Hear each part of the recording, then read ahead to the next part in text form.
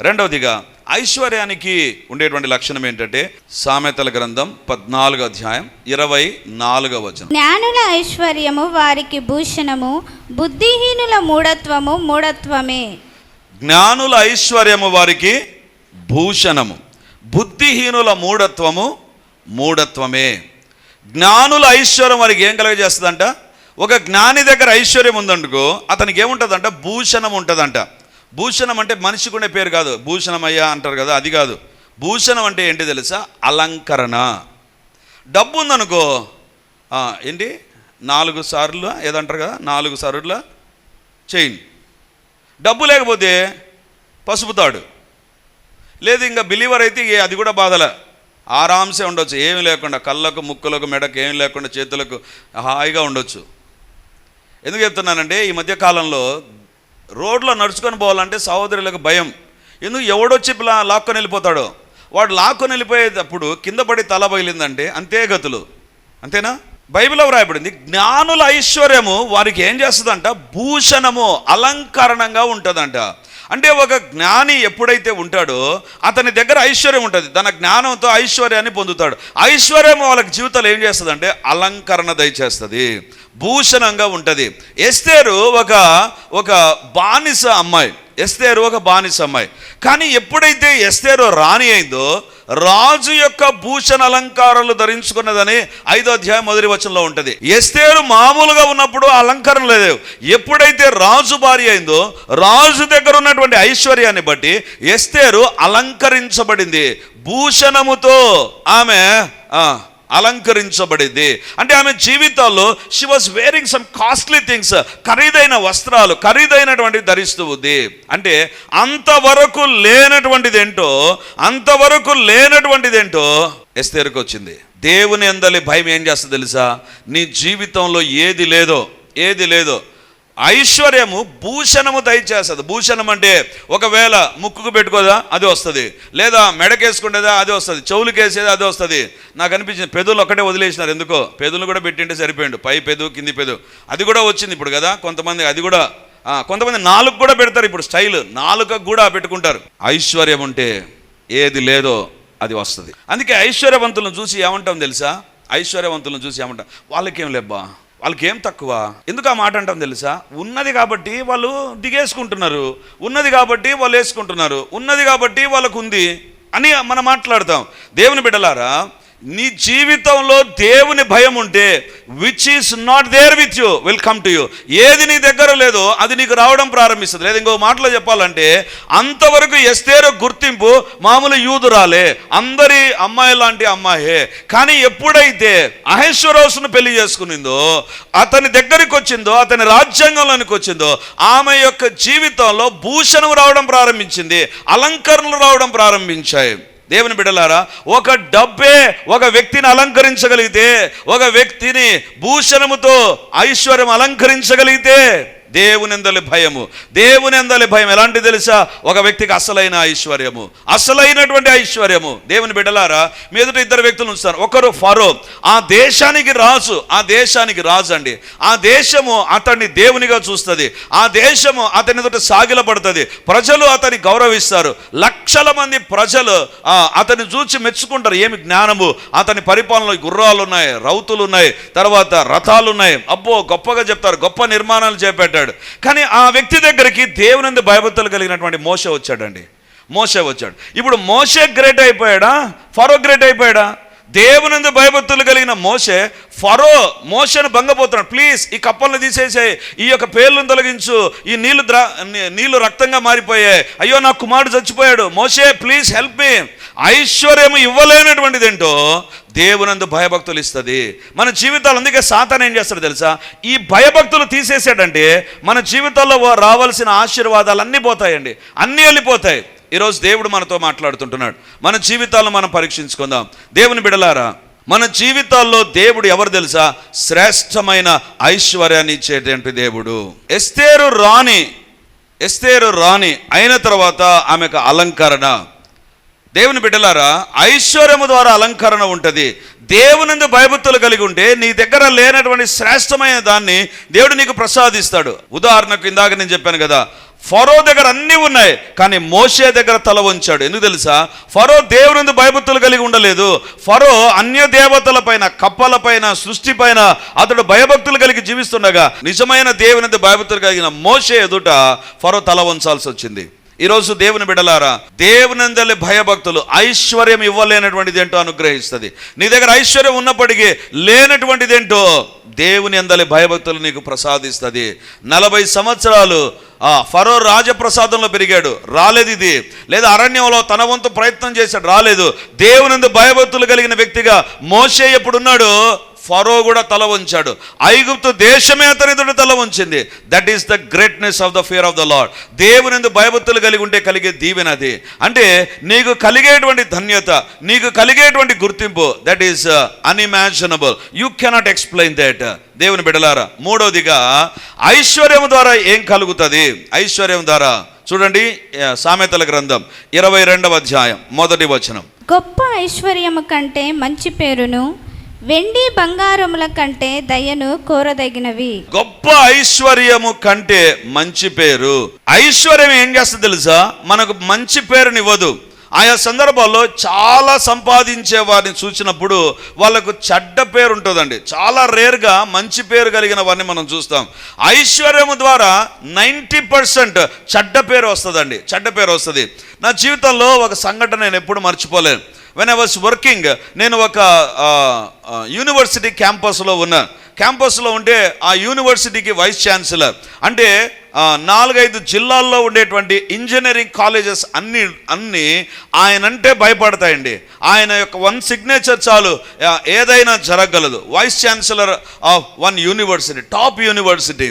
So ఆ యూనివర్సిటీలో ఉండేటువంటి వైస్ ఛాన్సలర్ ఛాంబర్ దగ్గరికి మేము వెళ్ళాం. ఛాంబర్ చాలా పెద్ద, ఇంత ఉంటుందండి. ఛాంబర్ బయట స్థలమే ఇంత ఉంటుంది. అందరం కూర్చున్నాం. లక్షల రూపాయలు సంపాదించే ప్రొఫెసర్స్ ఉన్నారు, అసోసియేట్స్ ప్రొఫెసర్స్ ఉన్నారు, ప్రిన్సిపల్స్ ఉన్నారు, కాలేజ్ కరస్పాండెంట్స్ ఉన్నారు, అందరు ఉన్నారు. ఒక్కొక్కరు కోటీశ్వర్లు, చెప్పాలంటే కోట్లకు పడగలెత్తిన వాళ్ళు అందరు అక్కడ కూర్చున్నారు. కానీ అందరు కూర్చున్నప్పుడు ఇంక ఎట్లుంటుందండి, ఒకరితో ఒకరు మాట్లాడుకుంటారు, బాగున్నారా. ఇంకా ఆ రోజు స్త్రీల శాతం ఇంకా ఎక్కువగా ఉన్నది. ఇంకా స్త్రీల శాతం ఉంటే ఇంకా చెప్పడానికి వీల్లేదు. ఓ అని మాటలు విపరీతంగా మాట్లాడుతున్నారు. ఎప్పుడైతే ఒక వ్యక్తి వచ్చి వైస్ ఛాన్సలర్ ఇస్ కమింగ్ అన్నాడు, పిన్ డ్రాప్ సైలెన్స్ అండి. ఒక్కసారి అంతవరకు గల్లగల ఉండేటువంటిది ఒక్కసారి పిన్ డ్రాప్ సైలెన్స్ అయిపోయింది. నేను చూసి, అబ్బా ఏంటి వైస్ ఛాన్సలర్ పొజిషన్ అంటే ఇంత పవర్ఫుల్లా? ఆయన లోపలికి నవ్వుకుంటూ ఆ తలుపు తెరుచుకొని బయటకు వచ్చాడండి. వస్తున్నాగానే మొత్తం అందరూ, ఎవరు చెప్పలే లేచి నిలబడండి అని. మనం బైబిల్ చదువుతున్నాం, లేచి నిలబడంటే నిలబడం, ఆరాధిస్తామంటే మనం నిలబడం, కూర్చొనే ఉంటాం. ఏం ఆరాధిస్తాం, కూర్చొని ఆరాధిస్తాం లేని. ఆ రోజు ఏం లేదండి, ఆయన ఊరికే వస్తున్నాడనే వార్త వచ్చింది, పిన్ డ్రాప్ సైలెన్స్.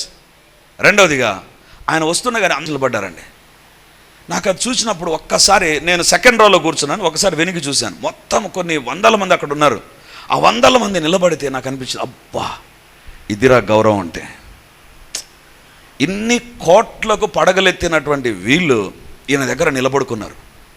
ఆయన ఏం చెప్పాలి, నవ్వుకుంటూ హలో హౌ ఆర్ యూ అని పలకరించుకుంటూ వెళ్ళిపోతున్నాడు.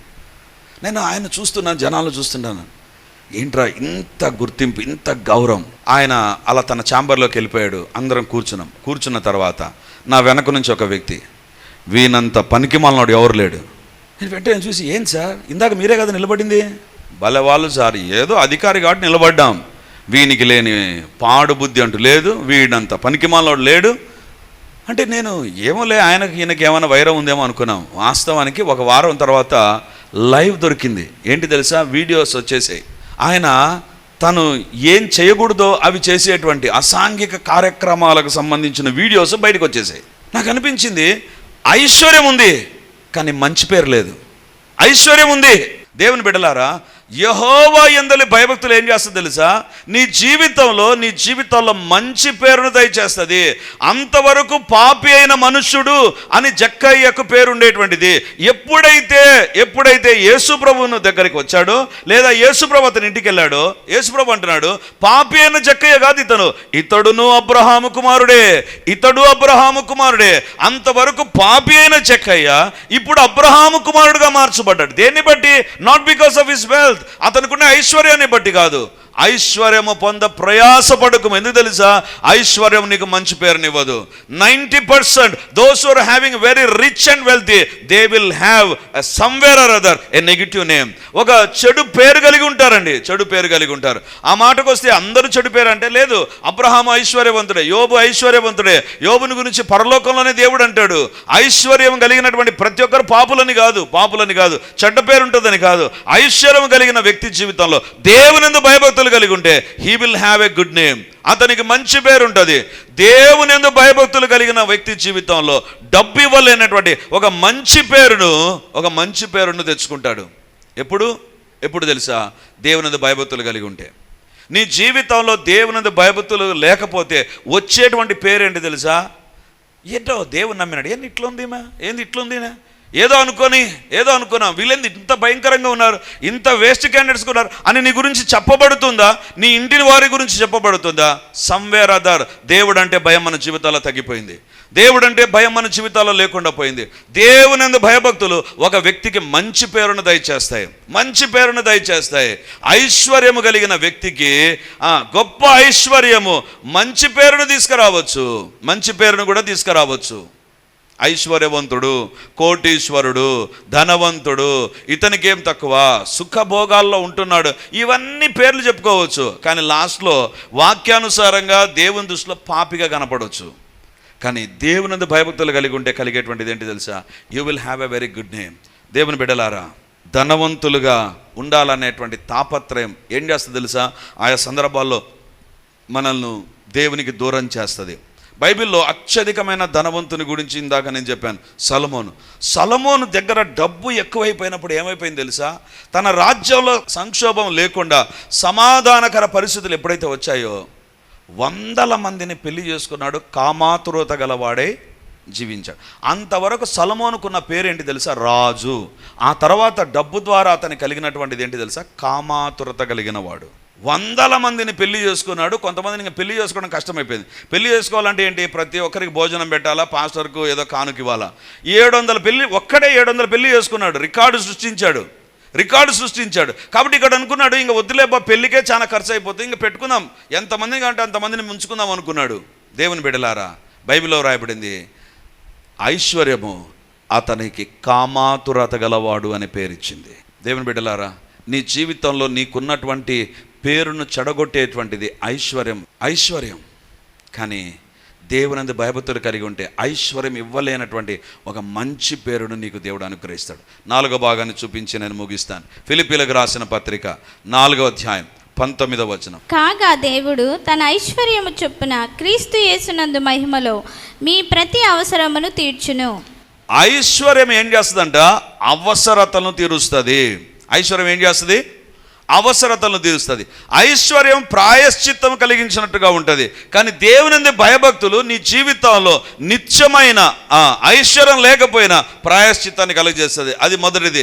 రెండోదిగా, ఐశ్వర్యం నీ జీవితంలో నిన్ను భూషణతో అలంకరిస్తుంది, లేనటువంటి వాటిని దయచేస్తుంది. దేవునిందు భయభక్తులు నీ జీవితంలో లోకం ఇవ్వనటువంటిది దేవుని యొక్క భయభక్తులు ఇవ్వడం ప్రారంభిస్తుంది. ఐశ్వర్యం ద్వారా మంచి పేరు కలగవచ్చు, కానీ 90% ఆఫ్ ఐశ్వర్యం ద్వారా కలిగేటువంటి చెడ్డ పేరు. కానీ యెహోవా యందు భయభక్తులు నీ జీవితంలో మంచి పేరును కలగజేస్తాయి. 4వదిగా, ఐశ్వర్యం ఏం చేస్తుంది తెలుసా? అవసరతలను తీరుస్తుంది. డబ్బు ఉందనుకో, నువ్వు డ్రెస్ కొనుక్కుంటావు. డబ్బు ఉందనుకో, స్కూల్ ఫీజులు కడతావు. డబ్బు ఉందనుకో, నీ జీవితంలో నీవు మంచిగా జీవిస్తావు, కంఫర్టబుల్ లైఫ్ కలిగి ఉంటావు. దేవుని బిడ్డలారా, దేవుని యొక్క ఐశ్వర్యము ఏంటిదంట? యెహోవా యందు భయభక్తులు. యెహోవా యందు భయభక్తులు కలిగి ఉంటే ప్రతి అవసరము తీర్చబడుతుంది. హల్లెలూయా. ప్రతి అవసరం, ఐశ్వర్యము ప్రతి అవసరం తీర్చలేదు. అందుకే ఒక తత్వవేత్త ఏమన్నాడంటే, ఒక ఫిలాసఫర్ ఏమన్నారంటే, I can buy bed with money. డబ్బుతో నేను పరుపును కొనుక్కుంటా, కానీ నిద్రను కొనుక్కోలేను. డబ్బుతో నేను ట్యాబ్లెట్లు కొనుక్కుంటా, ఆరోగ్యాన్ని కొనుక్కోలేను. డబ్బుతో నేను ఏదో ఫ్యాన్ కొనుక్కుంటా, చల్లగా ఉంటుందని, బట్ ఆ చల్లదనం నా జీవితాల్లో సుఖాన్ని ఇవ్వలేకపోవచ్చు. డబ్బు అన్నిటిని ఇవ్వలేదు. కానీ బైబిల్లో రాయబడింది, ఐశ్వర్యం ఇస్తుంది, కొన్ని అన్నిటి కాకపోయినా కొన్నిటిని ఇస్తుంది. కానీ దేవునిందు భయభక్తులు కలిగి ఉంటే దేవుడు ఏం చేస్తాడు తెలుసా? బైబిల్లో మనకు అందరికీ తెలుసు. 34వ కీర్తన 9-10 వచనాలు. యెహోవా భక్తులారా, ఆయన యందు భయభక్తులు ఉంచుడి. ఆయన యందు భయభక్తులు ఉంచువానికి ఏమీయూ కొదువలేదు. సింహపు పిల్లలు లేమి గలవై ఆకలి గొనును. యెహోవాను ఆశ్రయించు వారికి ఏ మేలు కొదువయ్యి. యెహోవాను ఆశ్రయించు వారికి ఏ మేలు కొదవయ్యి ఉండదు. యెహోవాను ఆశ్రయించు వారికి, యెహోవా యందు భయభక్తులు కలిగి దేవుని నువ్వు ఆశ్రయిస్తే ఏ మేలు. కానీ ఐశ్వర్యం దగ్గరకు వస్తున్నగానే ప్రతి అవసరము అన్నారు, కానీ ఏ మేలు అనలేదు. ఎందుకు తెలుసా?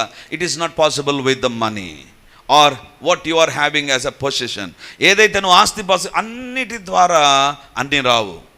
కానీ దేవుని యందు భయభక్తులు కలిగి ఉంటే, అక్కడ దావీదు అంటున్నాడు, సింహపు పిల్లలైన ఆకలి కొని ఉంటాయి. అక్కడ నాకు డౌట్ వచ్చింది, దేవుడు అవసరతలు తీర్చడానికి సింహపు పిల్లలకు సంబంధం ఏంటి? చాలా సందర్భాల్లో మనం ఏమనుకుంటామంటే, సింహము అడవికి రాజు కాబట్టి దాని పిల్లలకు, కోర్స్ రాజు అయితే ఏమి, రాణి అయితే ఏమి, లేకపోతే ఇంకా ఎవరైతే ఏమి. అక్కడ ఎగ్జాంపుల్ ఎందుకు వాడాలి? సింహానికి ఉండేటువంటి కొన్ని విషయాలు చెప్తాను. సింహము అది వేటాడితేనే దానికి కలుగుతుంది. ఊరిగా కూర్చుంటే దాని దగ్గరికి నేరుగా ఒక జింకనో దుప్పి వచ్చి నన్ను తిను అనదు. ఇది పోయి వేటాడాలి. అంటే దానికి టెక్నిక్ ఉండాలి, సమయాన్ని బట్టి ఉండాలి, ఎక్కడ ఆ యొక్క పశువు దొరుకుతుంది అనేటువంటి తెలియాలి. ఇదంతా చేసిన తర్వాతనే దానికి దొరుకుతుంది. రెండవదిగా దీనికి హంటింగ్ టెక్నిక్స్ అనేటువంటివి ఉండాలి. ఒకవేళ నేను సింహము అని అవి గుంపుగా ఉన్నప్పుడు, దున్నపోతులు ఉంటాయి, దానికి కొమ్ములు చాలా షార్ప్గా ఉంటాయి, వాటికి రోషం కూడా ఎక్కువ, దున్నపోతుకు రోషం ఎక్కువ. కాబట్టి దాని దగ్గర ఈ సింహం నేను రాజును కదా అని ఒంటరిగా వెళ్ళింది అనుకో, అన్నీ కలిసి కుల్లబొడిచి చంపుతాయి, దీన్ని బతకనివ్వవు. అంత వాటి యొక్క యూనిటీ కానీ వాటి యొక్క అటాక్ కానీ వర్ణించలేము మనం. సింహంకు ఏముండదు తెలుసా? హంటింగ్ టెక్నిక్స్ ఉండాలి. ఒకవేళ సింహానికి టెక్నిక్స్ లేవనుకో, ఫినిష్. పిల్లలు ఆకలి తలమటిస్తాయి. సింహానికి ఉండే మరొక ప్రాబ్లం ఏంటి తెలుసా? దానికంటూ ఒక టెరిటరీ ఉంటుంది, ఒక బౌండరీ ఉంటుంది. ఇక్కడ వరకే సింహం తినాలి. ఆ తర్వాత దాన్ని దాటిందంటే ఆ పక్క నుండే సింహం దీన్ని చంపుతుంది. సింహానికి బౌండరీస్ ఉంటాయి. ఆ బౌండరీలో దొరికితేనే తినాలి, లేకపోతే తినడానికి లేదు. దేవుడు అంటున్నాడు, సింహం పిల్లలు లేమి ఉంటాయి, కానీ యెహోవాను ఆశ్రయించు వారికి ఏ మేలు కొదువయ్యే ఉండదు. హల్లెలూయా. దేవుని బిడ్డలారా, 2019లో COVID-19 వచ్చినప్పుడు 20వ సంవత్సరంలో పరిచర్య జరగలేదు. కానీ మనము ఒక రెంటెడ్ బిల్డింగ్లో ఉన్నాం. We have to give a huge amount. ప్రతి ఒక్కరు ఏం చేశారు తెలుసా? ప్రతి ఒక్కరు వాళ్ళ దగ్గర ఉండేటువంటి టెనెంట్స్కు వాళ్ళు కన్సెషన్ ఇచ్చారండి. ప్రతి ఒక్కరు ఇచ్చారు. సో మన టీం వాళ్ళు కూడా చాలామంది వెళ్ళి అడిగారు. ఏమని అడిగారంటే, మాకు కూడా చర్చి జరగలేదు కదా, మేము వ్యాపారంగా చేసేది చర్చి కదా అంటే, మాకు తెలుసండి, మేము మాట్లాడి మీకు కన్సెషన్ ఇస్తాం. ఆ యొక్క కమిటీలో ఉండేవాళ్ళు ఏం చేశారంటే, ఆ కమిటీలో ఉండేవాళ్ళు ఒక 2-3కి దేవుడన్నా, వాక్యం అన్నా, బైబిల్ అన్నా పడదు. వాళ్ళు ఏం చేశారంటే, ఒప్పుకునే క్వశ్చనే లేదు, వాళ్ళు డబ్బు ఇవ్వాల్సిందే. వాళ్ళకి ఎక్కడి నుంచో డబ్బు వస్తుంది. మనకి ఎక్కడి నుంచి డబ్బు వస్తుందో మనకు తెలుసు, దేవునికి తెలుసు, మీకు కూడా తెలుసు ఎక్కడి నుంచి వస్తుందో. దేవుని బిడ్డలారా, సో వాళ్ళు ఆ రకంగా వ్యతిరేకంగా మాట్లాడి వాళ్ళు అన్నారు, లేదు మొత్తం కట్టాల్సిందే. ఎన్ని నెలలు ఉన్నారు అన్ని నెలలు లాక్డౌన్ ఉన్నప్పటికీ కూడా మీరు కట్టాల్సిందే. నేను చెప్పాను, సార్ మీకే తెలుసు, మీరు ఆఫీస్కి వచ్చారా? మీ ఆఫీస్ కిందనే కదా మాది ఉండేది. మీరు రాలేదు, మేము రాలేదు, వేరే వాళ్ళకి తగ్గించారు కదా మాకింత. వాళ్ళు అన్నారు, లేదు సార్, ఒప్పుకోవడం. ఎన్నిసార్లు భంగపోయినా వాళ్ళు ఒప్పుకోలేదు. ఒకసారి నేను వెళ్ళిన తర్వాత నా ప్రక్కన ఉన్న వ్యక్తి వాళ్ళని చాలా భంగపోయే రకంగా, చాలా తగ్గించుకునే రకంగా మాట్లాడుతున్నాను. నేను, సారీ బ్రదర్, మీరు అలా మాట్లాడద్దు. వాళ్ళు ఏమంటున్నారు? కట్టాలంటున్నారు. అంతే కదా సార్, కడతాం. ఒక్కసారి షాక్ అయిపోయాడు. ఏంటి సార్ అన్నాడు. కడతాం. ఇందాక మీరే కదా. ఎస్, కడదాం. ఎందుకు తెలుసా? సింహ పిల్లలైన ఆకలి కొంటాయి, యెహోవాను ఆశ్రయించు వారికి ఏ మేలు కొదవయ్యే ఉండదు. దేవుని బిడ్డలారా, వి పెయిడ్ ఎవ్రీ అమౌంట్. ఒక్క నెలది పెండింగ్ పెట్టాను, దాన్ని కోర్టులో వేశారు. కోర్టులో ఉంది. నేను కావాల్సిగా పెట్టాను కోర్టులో. వాళ్ళు ఇప్పుడు రిక్వెస్ట్ చేస్తాను, సార్ ఏదో ఒకటి చేసి కోర్టులో ఉంచి. I said okay. ఆ రోజు దేవుని పని అంటే మీరు విర్రవీగారు. దేవుని పని అంటే ఎప్పుడైతే ఇలా వ్యతిరేకంగా మాట్లాడో ఆ వ్యక్తికి కాలు విరిగిందండి. ఆ ఇంటికి వెళ్ళి మళ్ళీ ప్రార్థన చేశాం, ఇలా చేయొద్దు మీరు దేవుని విషయాల్లో. దేవుని బిడ్డలారా, నాకు అనిపించింది, my God is living and he sitting on the throne. నా దేవుడు సర్వశక్తి కలిగిన దేవుడు, సింహాసన పైన ఆసీనుడనగా, why cannot I pay the amount? ఎందుకు నేను చెల్లించలేను? డబ్బు మొత్తం చెల్లించేశాను. వాళ్ళు బెదిరిస్తూ ఉంటే అప్పుడు వాళ్ళే కోర్టుకు వెళ్ళారు, వీళ్ళు ఇస్తారో ఎవరో అని. ఐ సెడ్ ఓకే, మీరు వెళ్ళండి. ఇప్పటికి సంవత్సరాలు అవుతుంది, అది అట్లే కోర్టులోనే ఉంది. ఇప్పుడు దే ఆర్ కమింగ్ నౌ ఏదో ఒక రకంగా మీరు సెటిల్ చేయండి sir please. I said okay, let them face this consequence for some time. కొద్ది కాలం ఉంచండి. ఎందుకు నేను చెప్తున్నానంటే they are underestimating the power of the lord. దేవుని యొక్క శక్తిని తక్కువగా అంచనా వేస్తున్నారు దేవుని బిడ్డలారా. అందుకే ఫిలిప్పీ పత్రిక పౌలు రాస్తుంటున్నాడు, నాకు భార్య లేదు, నాకు పిల్లలు లేరు, నాకు సపోర్ట్ చేయడానికి అత్తమామలు లేరు, ఎవరు లేరు, కానీ నా ప్రతి అవసరమును ప్రభు తీరుస్తున్నాడు. ఖండాంతర పరిచయ, వివిధ ఖండాలకు వెళ్తున్నాడు. ఆయా అంటే ఈ దినాల్లో ప్రయాణం చేయాలంటే ఖర్చు, ఆ దినాల్లో కూడా ఖర్చు. మరి ఎవరు తీర్చారు పౌలు యొక్క ఖర్చు? పౌలు అంటున్నాడు ప్రతి అవసరమును దేవుడు తీరుస్తాడు. సింహం పిల్లలైనా లేమి గలవై ఆకలి కొంటాయి, కానీ యెహోవాను ఆశ్రయించు వారికి ఏ మేలు కొదవై ఉండదు. దేవునందు భయభక్తులు కలిగి ఉంటే మన ప్రతి అవసరమును ప్రభు తీరుస్తాడు. Hallelujah. Whatever may be your need, నీ అవసరత ఏదైనా ఆయనకు అసాధ్యమైనది ఏది లేదు. ఆయన ప్రతి అవసరము తీరుస్తాడు. అందుకే దేవుడు ఈ యొక్క యూదులతో, ఈ యొక్క యూదా ప్రజలతో అంటున్నాడు, అశ్షూరులకు ఎందుకు భయపడుతున్నారు, శత్రువులకు ఎందుకు భయపడుతున్నారు, యెహోవా యందు భయభక్తులు కలిగి ఉండండి, అది ఐశ్వర్యం, అది మీ జీవితంలో కార్యాలు జరిగిస్తుంది. దేని విషయంలో? ప్రాయశ్చిత్తం విషయంలో, మిమ్మల్ని అలంకరించే విషయంలో, మంచి పేరు ఇచ్చే విషయంలో, అవసరతలు తీర్చే విషయంలో యెహోవా యందు భయభక్తులు పనిచేస్తుంది. ఈరోజు దేవునందు భయభక్తులు నిలిపేటువంటి నీ జీవితము ఏ రకంగా ఉందో ఒకసారి ఆలోచించు. దేవునందు భయభక్తులు తగ్గిపోయాయా? ఆచారాలు, సాంప్రదాయాలు, సొంత పద్ధతులు, ఆలోచనలు, ఫ్రెండ్షిప్, లేకపోతే ఏదో గుర్తింపు కోసం ఏదో ప్రాకులాడుతున్నావా? దేవునందు భయభక్తులు లేకపోతే నీ జీవితాల్లో పొందుకోవలసిన ఐశ్వర్యం ద్వారా కలిగే ప్రతి దీవెన నీకు దూరం అయిపోతుంది. దేవునందు భయభక్తులు కలిగి జీవించు, ఆయన నీ జీవితంలో గొప్ప కార్యాలు చేయగలడు. ప్రభు యొక్క సన్నిధానంలో మనం ప్రార్థన చేద్దాం. దేవుని యొక్క వాక్యంలో వ్రాయబడినటువంటిది మన ప్రతి అవసరమును తీర్చేదానికి దేవునందు భయభక్తులు కలిగి ఉంటే చాలు. ఏదో చెయ్యాలి కాబట్టి చేసేటువంటి పరిస్థితి, ఒకానొకప్పుడు తీర్మానాలు ఇది నాన్న ఏమీ లేనటువంటిగా మారిపోయాయా? ఏదో అలవాటైన భక్తి, ఏదో ఆచారప్రదమైన భక్తి, దేవునందు భయభక్తులు సన్నగిల్లిపోయినటువంటి వ్యక్తిగా ఉన్నావు కాబట్టి ఈరోజు దేవుడు అంటున్నాడు, నీ జీవితంలో ఐశ్వర్యం ఉన్నా లేనటువంటిదిగా ఉంది. ఏది నీ జీవితంలో ఉన్నప్పటికీ తృప్తి లేకుండా ఉంటున్నావేమో, మనశ్శాంతి లేకుండా ఉంటున్నావేమో, పాపాలకు ప్రాయశ్చిత్తం లేదేమో, మంచి పేరు లేదేమో, నీ జీవితంలో ఏదో కొరత కొదువ ఉందేమో, అవసరతలన్నీ తీర్చబడ్డం లేదేమో. ఒకటి డబ్బు కాదు, ఐశ్వర్యం కాదు, నీ దగ్గర ఉన్న ఆస్తిపాస్తులను బట్టి కాదు, దేవునిందు భయభక్తులు ఉన్నప్పుడే నీ జీవితంలో ఆశీర్వదించబడతావు. It is only possible with God to supply all your needs. నీ ప్రతి అవసరం తీర్చడం దేవునికే సాధ్యం. నీ దగ్గర ఉన్నటువంటి డబ్బుతో, ఆస్తిపాస్తులతో కాదు. ఒకవేళ ఇంతవరకు నువ్వు ధనమును నమ్ముకున్నావా, నీ దగ్గర ఉన్నటువంటి దాన్ని చూసి ఏం పర్వాలేదు అనుకున్నావా, ఈరోజు you are going through the depression, ఏదో ఒక తెలియని బాధ, ఒంటరితనంతో నలిగిపోతున్నావేమో, ఈరోజు దేవుడు అంటున్నాడు come back to the lord.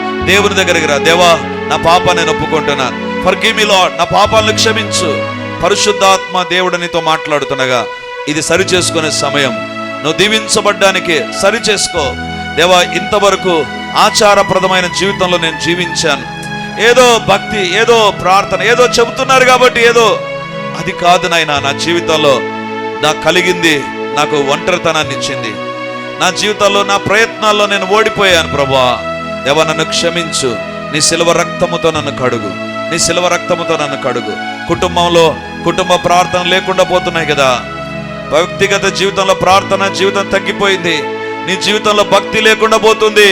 భక్తిహీనమైన పరిస్థితిలోనికి వచ్చేసావు. హీనమైనటువంటి భక్తి నీ జీవితంలోకి వచ్చేసింది, అలవాటు అయిపోయింది. ఏదో గురువారం రావడం, వెళ్ళిపోవడం, నీ వ్యక్తిగత జీవితంలో భక్తి లేదు. అందుకే దేవుడు ఈరోజు మాట్లాడాడు. ప్రియ ప్రభు నీతో మాట్లాడుతుండగా దేవుని ఎదుట ప్రార్థన చేద్దాం. గొప్ప దేవా, ఏ సందేశం నాకు అందించావో అది నీ బిడ్డలకు అందించాను ప్రభా. యేసయ్యా, నీ సిలువ రక్తమును ఆశ్రయిస్తున్నాం ప్రభా. మా జీవితాల్లో భయభక్తులు తగ్గిపోయాయి. దేవుడు అంటే భయం లేకుండా పోయింది ప్రభా. దేవుని వాక్యమన్నా, ప్రార్థనన్నా విలువ లేకుండా పోయింది నాయనా. దేవుని సన్నిధికి దూరం అయిపోయా ప్రభా. దేవా, ఇలాంటి తలంపులు ఎవరినైతే పరిశుద్ధాత్మ దేవా మీరు అనుగ్రహిస్తూ వారిని ఒప్పింపజేస్తున్నారు, పరిశుద్ధాత్మ స్వరమునకు లోబడుదురుముగాక. పరిశుద్ధాత్మ స్వరము ఎదుట మేము తగ్గించుకుందుముగాక.